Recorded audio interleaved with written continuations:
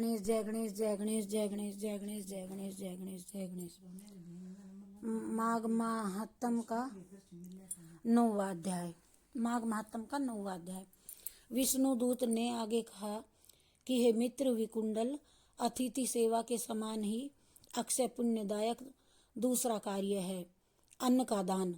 शास्त्रों में अन्नदान को प्राणदान के समान माना गया है।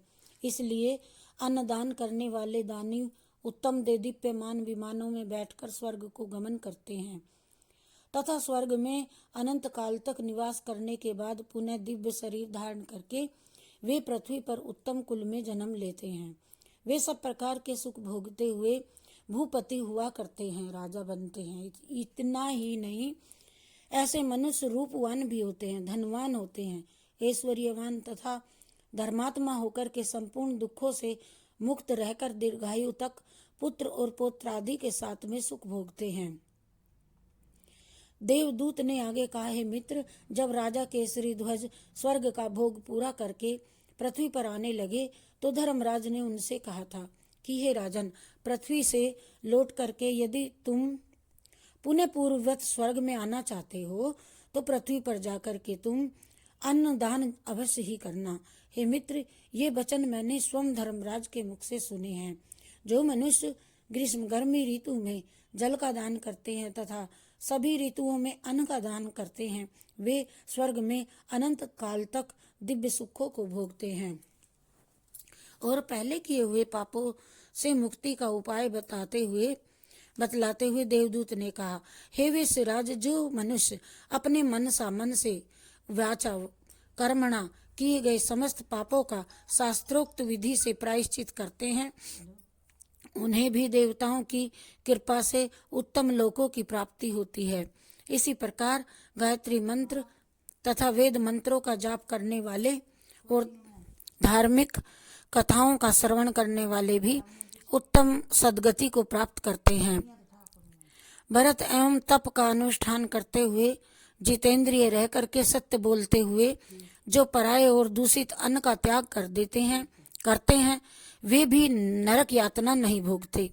पाप की कमाई से दूर रहकर धर्म के आधारित जीविका पर निर्भर रहते हुए जो व्यक्ति सदाचारी जीवन व्यतीत करते हैं, उन्हें तो स्वर्ग प्राप्ति निश्चित ही है। जो मनुष्य जिसके अन्न को खाता है, उसका उपयोग धन का उपयोग करता है, वह उसके ही पापों का भागीदार बनता है। इसलिए सदैव ही दान करते रहना चाहिए और परायाश्रित कभी नहीं रहना चाहिए। विष्णुदूत का ये उपदेश सुनकर के विकुंडल ने पूछा कि हे मित्र, इनके अतिरिक्त अन्य वे कौन से कर्म हैं जिनके करने से मनुष्य यम की फांसी से मुक्त हो जाते हैं, वह मुझे बतलाइए।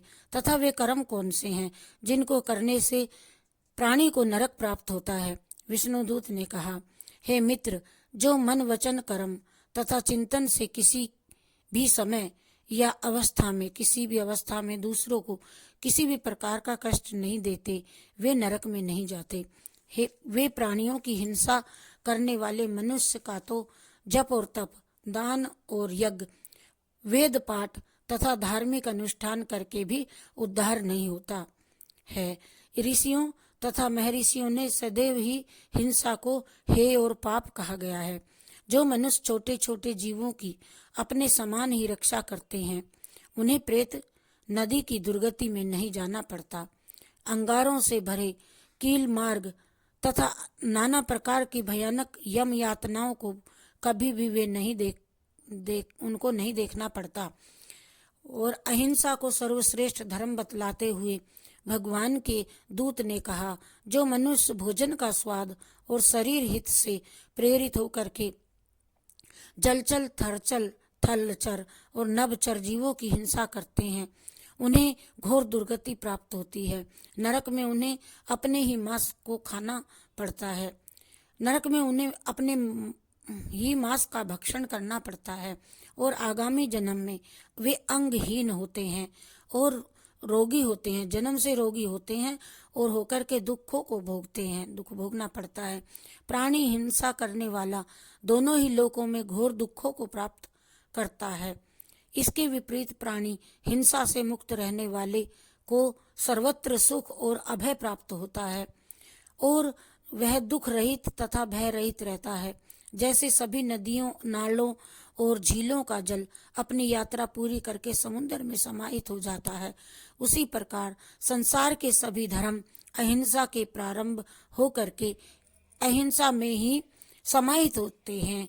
अतएव ऐसे मनुष्यों को जो दोनों लोकों में सुख चाहते हैं, उन्हें हिंसा तथा अन्य पापों से अपनी रक्षा करनी चाहिए।